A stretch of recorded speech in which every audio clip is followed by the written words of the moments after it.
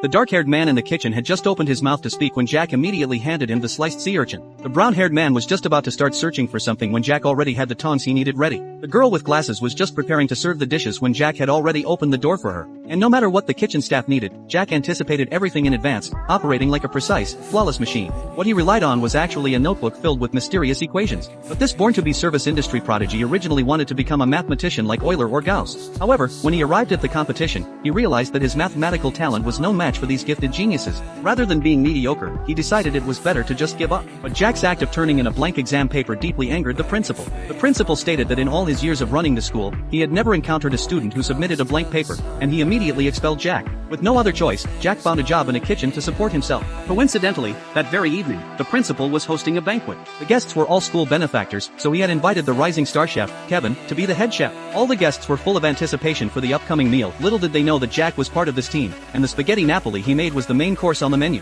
Once cooking began, Jack became completely focused. He started by soaking the forks in 50 degrees Celsius water. Then he peeled the onions. Chopping, prepping ingredients, stir-frying, and seasoning, everything proceeded in an orderly manner. When handling the noodles, Jack surprisingly ran cold water over them, then covered them with plastic wrap and placed them in the refrigerator to chill. Jenny was completely baffled. Wouldn't the noodles become mushy if treated like this? 本日のメインディッシュ。